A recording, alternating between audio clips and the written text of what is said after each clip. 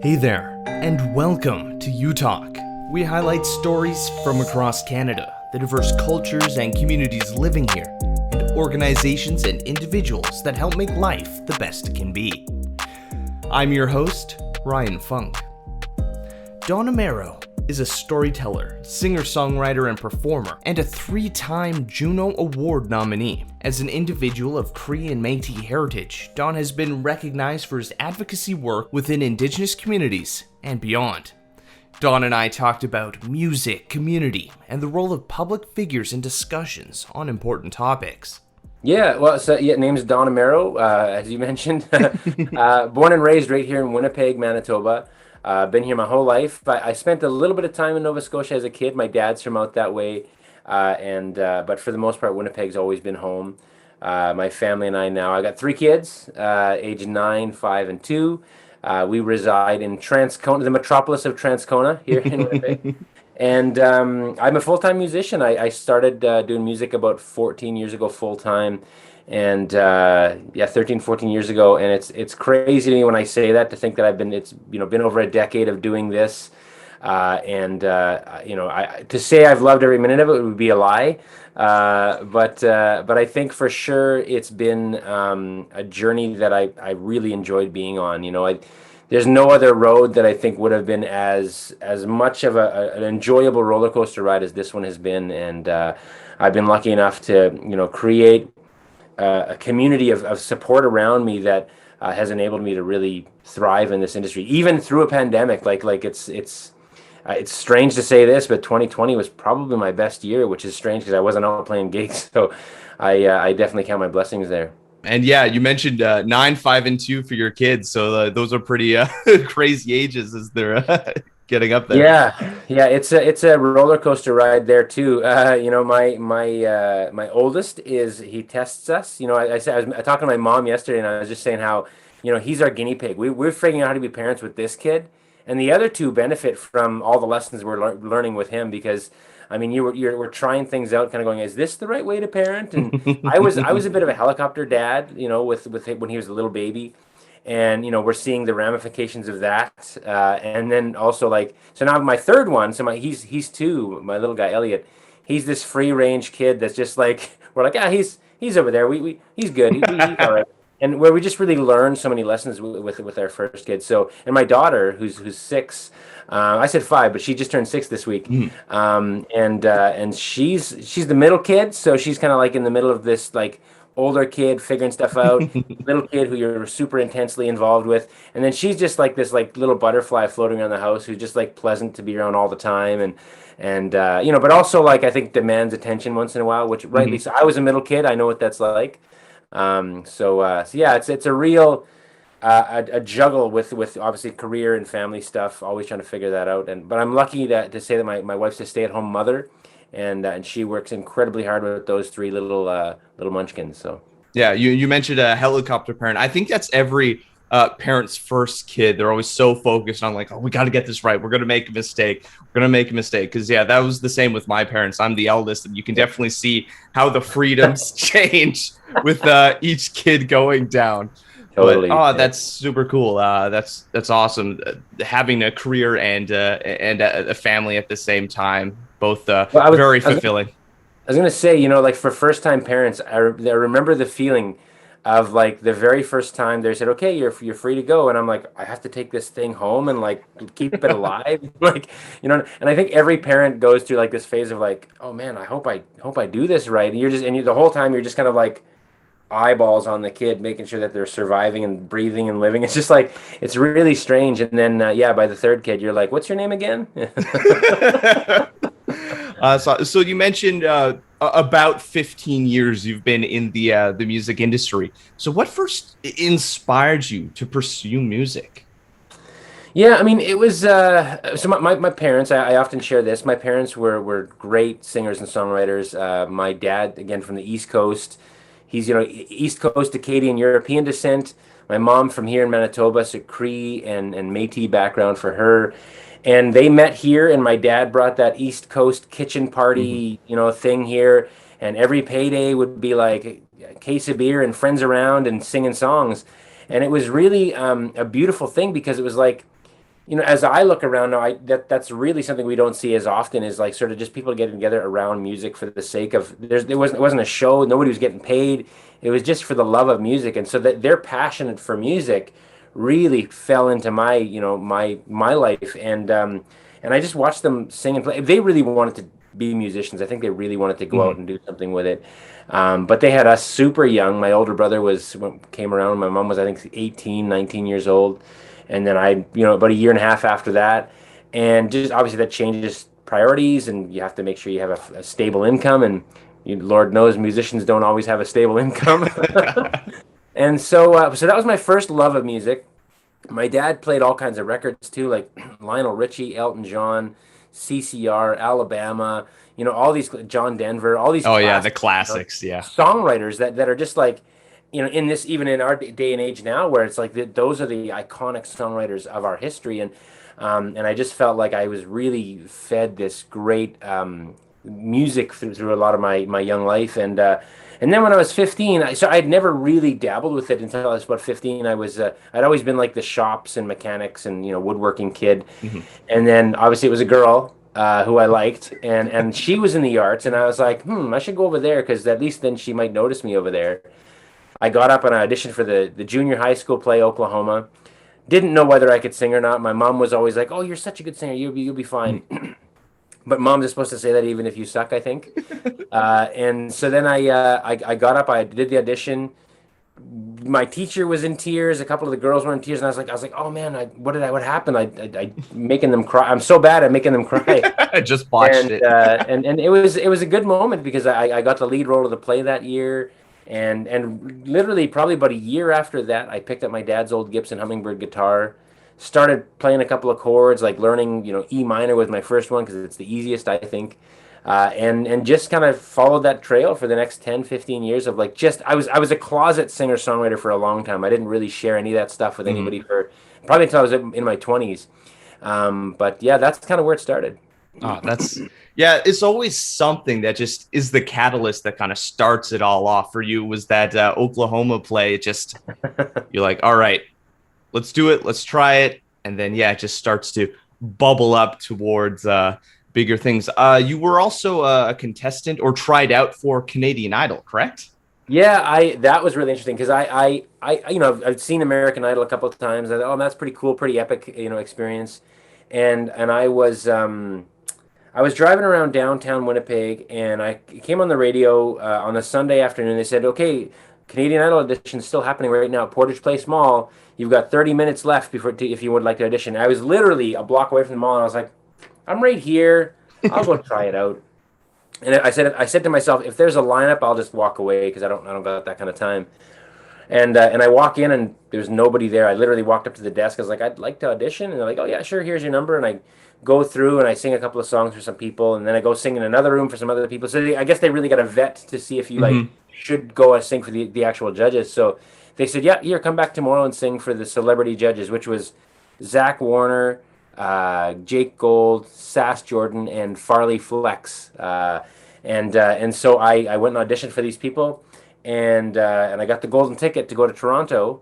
And then in Toronto, I made it all the way up to the final, basically just before the top 22. So I was there the last day. So I think it started like the number was like 15,000 people across Canada auditioned. I was in the top 100 by the sort of the very end, and then they sent me home. And it was a pretty brutal blow, because I remember sitting there going, everybody here's pretty good. By the time you get to that point, everybody's a pretty good singer. But I remember going, I think I'm better than that person. I think I could sing better than them. And, kind of like, I'm assessing this, and then they sent me home. Only for me to realize, not too far after that, was really what they're trying to do in this show is it's a production, and it's all very produced, and they're looking for characters. I really wanted to sing really good, but I wasn't thinking about what's my character that I'm bringing to this TV show. And I think if in hindsight, if I can go back and do that again, I'd try to bring more of who Don Amero is out. But, I learned a lot through that process, and most importantly, to believe in myself, and so that was the gift through that whole process. Yeah, even if you don't get in, the story that comes out of that is just, it's awesome. And like you mentioned, the personalities, yeah, like when they're vetting people, there's the people who are really, really good at performing, and then, there's those very interesting character pieces that they're like, oh yeah, I can sing. And my thought process is always in the behind the scenes is like, do these people actually think they can sing, or that their performance is great, or they're in on the joke and they're like, oh, here's a crazy thing. Yeah, I don't know, like some like those like the William Hungs. Do you remember that story from 20 years ago, or like American Maybe Idol? I'd have to look it up again. But like he was pretty bad, and but he became an internet sensation, and I think his career blew up. I think he probably started releasing albums and stuff, and like Mhm. he's had a better career than I could probably even ever dream of. But he was pretty bad, and there are artists that have come out and have done this thing that get on the show, and you're like, what are you doing on here? This is a singing contest, and clearly you can't sing. I really don't know if it's them just have no idea and they're tone deaf and go, I think I could sing, but I don't know. I mean, I like to think that I'm good at assessing that, but Mhm. yeah, I'm not sure what people are thinking. Yeah, kind of in the internet era, things are a little unpredictable. You never know what's gonna blow up I online. read yesterday, dude. I read yesterday that right now the highest paid YouTuber is a 9-year-old kid who reviews toys. He Oh, gets paid was something like $20 million. I can't remember the name, but I know who you're talking Ryan about. Ryan Yeah, something. Ryan does toys or something like that. Yeah. Yeah, Isn't that madness? it's crazy. I guess it's just all the kids watching YouTube videos and then just pressing that repeat button over and So, over again, so the algorithm loves it. here's what led me down the trail to find out who's getting the most money on YouTube. My son, my little guy, 2 year old, Mhm. he loves tractors and diggers and all those kinds of things, right? Obviously, like every little boy Yeah. usually does. And we stumbled upon this show called Blippy, and Blippy's like this character, like this guy who basically explains diggers to kids and tractors and bulldozers and explains all the parts and stuff. It's really simple, and I Mhm. was like, but I glanced at one of his like how many views he had on this video. There's 30 million views on this one video, and he's got hundreds of these videos. And I'm thinking, holy smokes, what does this guy make? He's in the top 20 of YouTube paid stars, Mhm. and I'm like, I think it was like $16 million he made last year or something. I'm like, holy smokes, I got to do something else. Maybe I got to I got to become the next Blippi or something. I don't know, but it was just I couldn't believe it. I was like, man, this, like you say, the things you would least suspect to be massive successes Yeah. can tend to do that. Yeah, like Twitch streamers, TikTok stars, Right? YouTubers, when they do those video tours, you're like, whoa, wait, you're making this kind of money. It's like just this thing out of a surreal painting. It's no furniture, just white walls. You're like, where are you living? A museum? Yeah. What is this? What kind You of can't money you are you can't making? fathom. Yeah, like, and I sometimes think like I overthink things sometimes, and I think sometimes the simplicity of it all could sort of be the thing that works. And I also think like you can't really calculate like if I do this, this will work. It's kind of like you got to try stuff and then hopefully it connects. And if not, try something else. Like as an artist, I've learned to really try to adapt and change and evolve and constantly be thinking that way. Because I mean, music's one thing that I do, but I also do a lot of like speaking engagements. I do a lot Mhm. of opportunities. I'm actually starting a podcast of my own because Lord knows there's not enough podcasts out there. So I feel I really feel this call to kind of get into podcast games. So that's something else I'm doing. So I'm Yeah. always willing to try things out, and I feel like if I've got an idea that I'm really passionate about, I should chase that. And if the door slams in my face, I'm okay with that. I'm just not okay with not giving it a shot. Yeah, of course. And at the end of the day, doing a podcast, even if it doesn't get any views or people coming in to get sponsorships, it's fun just to sit down and get your thoughts out there. It's almost like a new version of journaling. Yeah, Yeah. absolutely. That's a good way to think about it. Actually, I'm gonna use that. I'm gonna steal that. Let's journal together. No worries, no worries. Just helping out.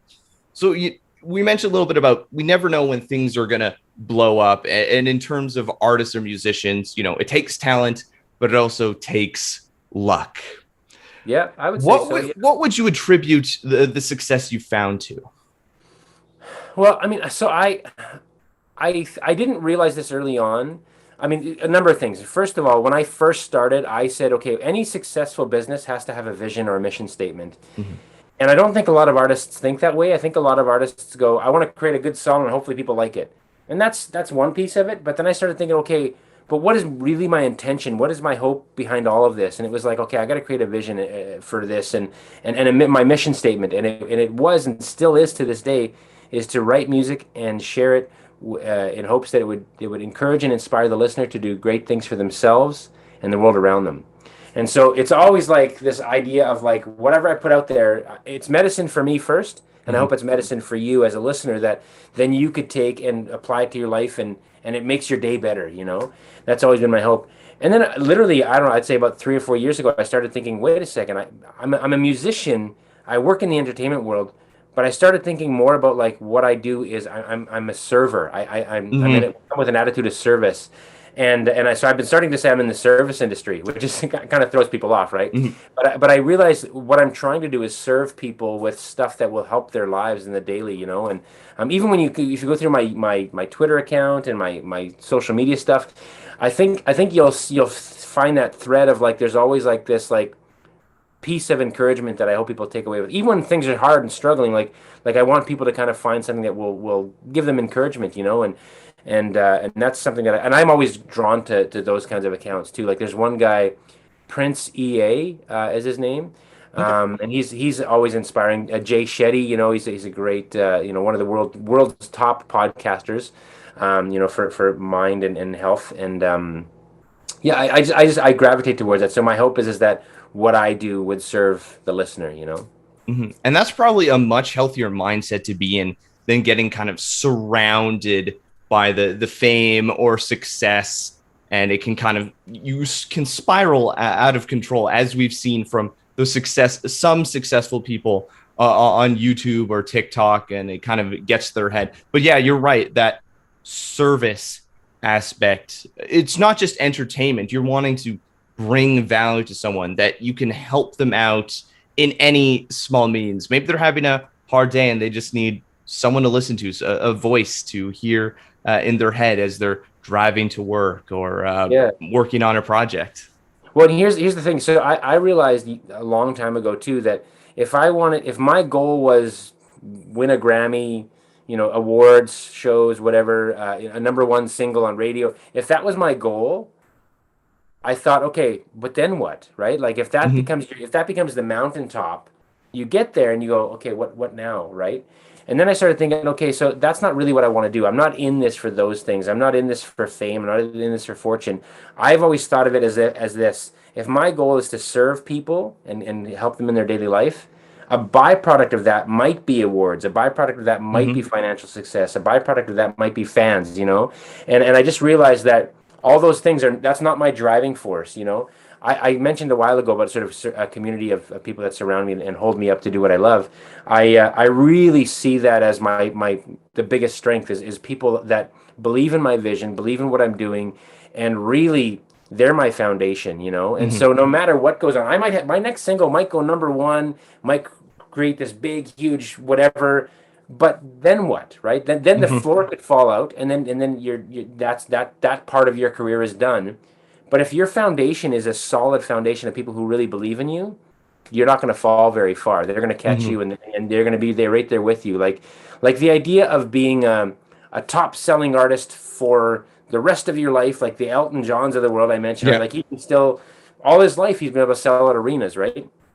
That's not everybody's story. And right now I'm comfortable in a 300 seat venue, and I can have these intimate sort of sessions with people. I don't know if an arena tour will ever be part of my story, but I'm happy doing what I'm doing right now. And if arena tour happens, that'd be cool. But I think it'll always come back to that foundation of people that I really want to connect with in that community I keep speaking of. Hmm. And in terms of, building a community as a public figure, do you feel it's important to discuss complex and social topics? Things that come up every day, like in terms of the 215 that happened Yeah. recently in Canadian news. Do you Well, feel it's important again, as a public figure to talk about that? I think that's another important thing, yes, because I feel like that's part of the service, right? It's part of like, and all I can do is share my thoughts and share my Hmm. ideas, and not all of them are going to resonate with everybody, and not everybody's going to agree with what I have to share. But I do think that we have a responsibility when we have a platform, and mine's not massive. I've got a couple thousand people that pay attention to what I'm doing, but I feel like I get to be a leader in that in this community, and I can and if I'm engaged in this conversation, then I think that inspires other people to be engaged in that conversation too. And so, you mentioned the 215. That part of that conversation is reconciliation, and I Mhm. think if I bring it up, I think then the average person goes, oh yeah, I should probably be thinking about this stuff too, and I just see it as an opportunity to really educate myself and in turn share with others what I'm learning, and I think that that's pretty important. And so I'm I remember when this 215, these 215 children were found in Kamloops. I mentioned to the Canadian Country Music Association that I think we really need to be on the front lines as Mhm. artists, and I was really disappointed at the lack of response from a lot of the country community. And then we started to see more engagement there as well. And I just think people really need to um, uh, take charge of the information we have, and be able to at least speak to it, and hopefully, again, I think that's part of reconciliation, is that we all are engaged in this conversation, and we don't have to have it all figured out. I just think we have to kind of put ourselves in the Mhm. story, and be part of the building something new for our future. Hmm. And on the topic of reconciliation, you had a conversation with some friends, Steve Bell, Seraph Eden, and Tyler Joe Miller about reconciliation. Why did you want to have that chat? And what kind of things did you discuss there? Well, so we did one a little bit earlier with it was my friend Alan Grey Eyes, Sarah Burke, and oh, now I'm forgetting somebody. We did one earlier, and it went really well. And my intention was, I wanted it to be a conversation that was open hearted, and kind of like the feeling of four friends sitting down in a pub or a cafe, and having this open hearted conversation about what is reconciliation, what does that mean to you? Do you have any questions for me? Do I have any questions for you?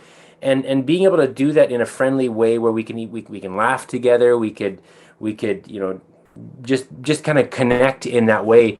And I think a lot of people are often wondering, well, how am I supposed to engage in this conversation? How am I supposed to what do I do? What does this look like? And so I wanted us to be sort of like an hour's worth of living, breathing reconciliation conversation, and Mhm. between some Indigenous people and some non-Indigenous peoples, and really just be an example of that conversation. And so that was my whole intention with that. We may do some more down the road, but I think that was the heart of that, was really just sort of like having an opportunity to share some thoughts and what we're wrestling with right now, and really just how can we build towards something together. Yeah, I think that's a great approach. That just friendly conversation with people you're close to, and you feel that you can open up to. I think in terms of making the biggest changes in life, in terms of social development or social issues or equality and diversity, are conversations at home. If you can have those debates, conversations with your family, and change their mind for the better, if they are on an opposite side, you know they'll talk to someone else and start sharing those ideas, and then it's a domino effect going down. Or at least that's what I've seen online. People say if you start at home, it can slowly grow throughout your community. Well, I've been saying this, like reconciliation is not an action to be done by government or by corporate policies. That's not where it's going to happen. It's really going to happen, like you say, in the home. It's changing the individual psyche to recognize that we all have a place in this story. And I think until we all get to that place of like, oh yeah, I am part of this. If you're here in this country and your feet are on the ground, you're part of this, whether you like it or not. And Mm-hmm. I think that a lot of people want to just shrug off that responsibility. And I've been saying this too, is that you have an opportunity to be educated, and learn more about the story and figure out what your place in this is. Or there's only two other options I can see, is you become ignorant or you're complicit in the story. And something I shared recently, forgive me, I'm on my soapbox here for a minute, but I shared recently is that like I know a lot of people heard about the 215, and now obviously there's more and more numbers coming out all the time, and there's more and more discoveries of these grave sites. And I said, you can be heartbroken. Like there's so many people out there that are heartbroken by this. And I said, but you can still continue to be complicit in this. Or you can be heartbroken at the hate and racism of our history, but continue to be complicit in the systems that are built on that same racism and hate. And I think that that's a hard one to wrap our heads around. It's like, oh yeah, we can be heartbroken and cry and sit in the corner and weep, but then not really change anything about our own personal lives. And I wrestle with this too, because I'm thinking, okay, so we're, even as a person who identifies as an Indigenous, I grew up in the city. I grew up predominantly kind of thinking I was not Indigenous, and wondering what systems and things do I partake in that is part of that racism and hate, you know? And so I think about that for myself, and I think if you're not even doing that, that's a big first step, is kind of just really kind of assessing your life and going, what am I part of that has been part of that hate and racism, you know? It's a big question to ask yourself. Yeah, and even if you're struggling in like a city setting, like you're having trouble paying your bills, you never know when you're gonna be able to pay for rent. It's still a different experience out on reserves that people are going through. And I think for myself, I'm constantly wanting to learn more, engage with people, learn about their stories, because at the end, I would like to see a government system where we're all cared for equally. That's my dream. There's always those conversations of like, oh, why do we have to give everyone handouts? It's like, well, if we're in a system where everyone is treated equally and has equal opportunities, you know, there wouldn't be a need for handouts. Everyone has those, you know, stability, that foundation that you were like mentioning before. Yeah, yeah, and it's interesting because you talk to kids about this stuff, and kids can kind of click into it right away and kind of go, wait a second, yeah. Like I asked my children a little while ago. I don't know if you saw this, but I posted this on Twitter, and I said, hey guys, like Canada, and I don't want to take Canada Day away from my kids, and I'm a person who is proud of the good things of this country. Mhm. I think it does feel a bit upside down, in terms of when you look at this whole story. Um, but I don't want my kids to feel this shame of who they are in this whole story, right? I want them to kind of feel like they wanted to you know, paint a flag and do the thing, and I don't want to rob that of them. But I did want them to understand a piece of the story as much as their, you know, young minds can understand. Here's our foundation. Understand this. And you know, like, so when my little girl would say, you know, Canada is the best, I ask her, so why do you think Canada is the best? And then she gets to, we have this little friend, like you said, have these conversations at home, have a friendly little dialogue. And I don't want to like rip the rug from under her feet and say, no, it's all hate and racism and murder and, you know, and this and that. And I didn't want to, I wouldn't do that with my kids, but I'd have them understand. I'd like them to ask the question, why do you think we're a great country? And then the other thing was, I said, you know, for Canada Day, we're going to kind of just lay low and we visited some friends, Mhm. but we didn't have a big Canada Day, you know, flags out and fireworks and stuff ourselves. Um, and I said, because here's the thing, you know, one of the things we are struggling with is that we as a country spend hundreds of millions of dollars, I'm sure, every year on Canada Day celebrations. Meanwhile, we've got all these communities without proper drinking water, Mhm. and some of them 20-year water boil advisories. And yet we still find a way to spend millions and millions and millions of dollars on these celebrations. And I said, what would you guys prefer? Would you guys prefer we spend all that money on this fireworks, or would you rather we spend money to make sure kids in other communities have clean drinking water? And they immediately said clean drinking water, of course. Mhm. And there are adults that go, you can't take away fireworks, but yet my kids go, oh yeah, of course, we want to. How we love each other is through the basic human rights, you know. And I think that that's one of the things that I love about young minds, is they get it right away. And Mhm. as we get older, it's convoluted, and we have all this stuff, this baggage that we grew up with and we take with us, and yet you ask a young person, they seem to get it right away. And so I love having those kinds of conversations at home. Yeah, the younger generations, they just get it. They're on it, like in terms of like Gen Z and the next generation coming in. They're so open to diversity, different multiculturalism, LGBTQ rights and acceptance. Yeah, they're just on it. And in terms of conversations I have with people of older generations, I understand, you know, you've lived in that mindset for so long. So of course it's going to Mm. be hard to open up to that. So I guess, yeah, it's But important not to get frustrated at it's them, but continually work together. yeah, it's a tearing down of their own personal walls in their mind, right? Like you believed in this one thing so long, like like if I told you the Earth was absolutely flat, you know, and here's the evidence, it would be hard for you to like kind of go, wait a second, I've been told my whole life it's this, right? And I think that's such a hard thing. Here I am bringing up flat Earth now. But like I think that's as you get older, you believe so much in your ways. I've always felt like I want to be moldable and shapeable and be willing to kind of move, not compromise who I am or my beliefs, but like be willing to evolve Hmm. always and not ever kind of I never want to be a staunchy old stuck in my way kind of guy. I always hope that what I can be even into my later years, that where I'm always just willing to kind of like move and learn and educate myself. I think that's the big key in this whole thing, is educating ourselves, right? Hmm. If we're not willing to budge in terms of even just learning, basic learning, then that's where we get stuck. And people sometimes just want to continue to be ignorant, and that's an unfortunate thing. And you can't force people to not be. That's really up to them to Hmm. sort of take the reins of that in their own life.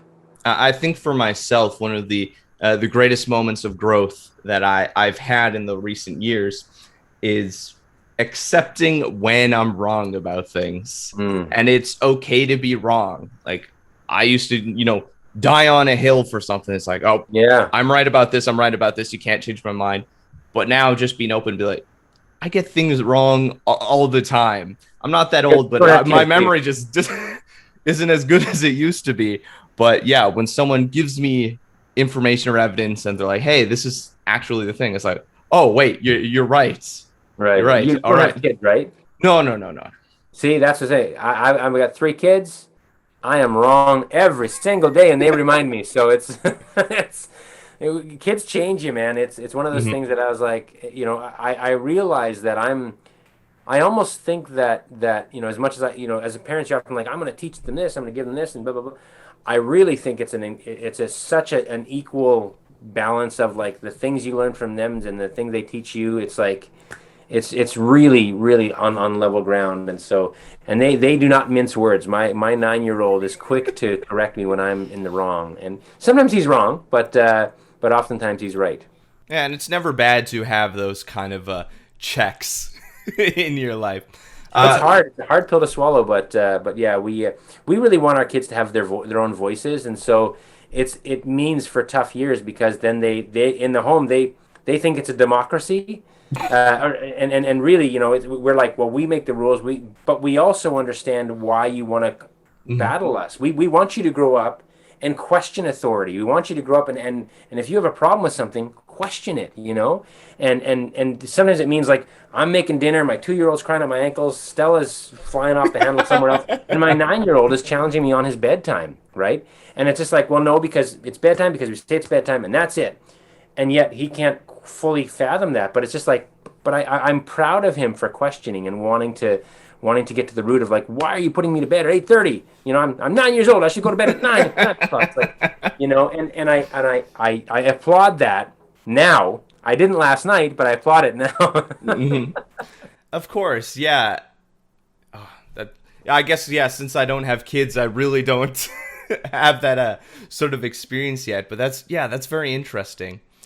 Um, you're incredibly involved in a lot of things. When you're having these conversations with your friends, your music, having building that audience. Another thing you're involved in is this Project 11 check-in podcast. What can you tell me about that and how you got involved in all that?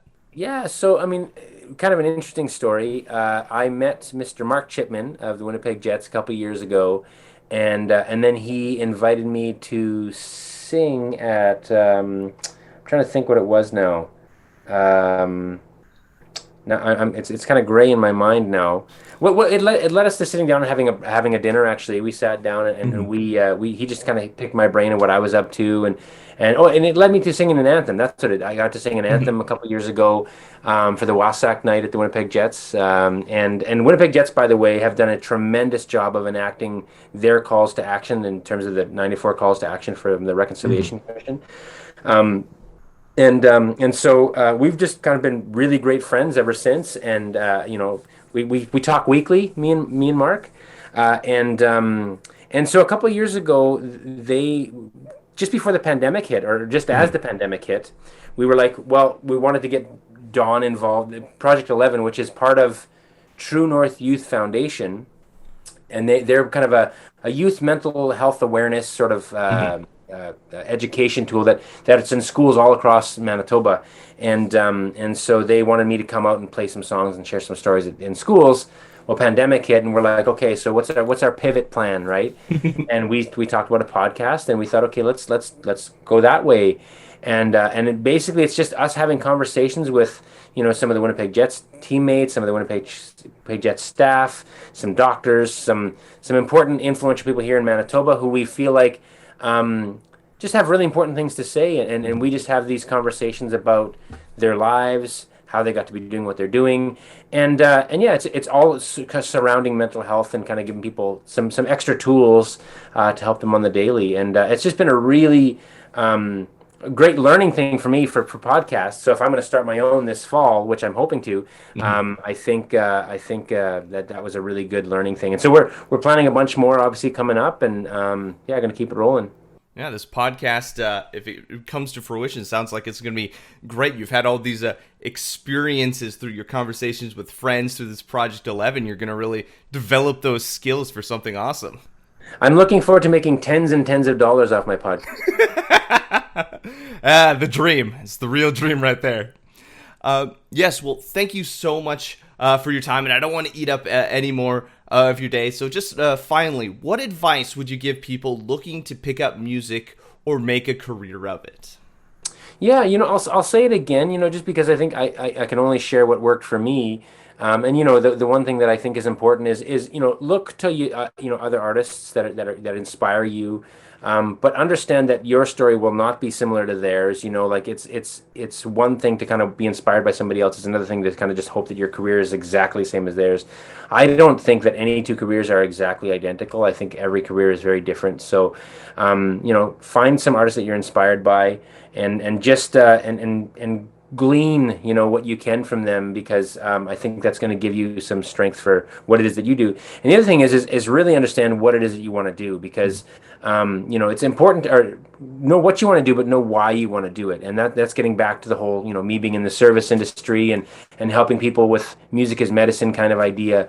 I think if you know the why, I think whenever you get lost on the road, you can kind of go, wait a second, this is what I'm supposed to be doing, right? Because it's going to happen. Like throughout my career, I've been like, there's things that detract you. It's like that shiny thing over there is like, oh, I'm going to go follow that thing for a bit. And then you go, wait a second, I've gone off track here. And if you know your why, that's sort of like the ground zero. You can always come back to that. And I think it's okay to like divert and kind of try different things along the way. Like I remember a couple of years ago, I did the Huron Carol with Tom Jackson. And Tom Jackson is a legendary actor, musician here in Canada, and he said to me, don't wear just one hat in the music industry. In the industry, wear multiple hats as an entertainer, because you want to be multifaceted, because if I lost my voice or lost my hand or something, then that piece kind of goes with it.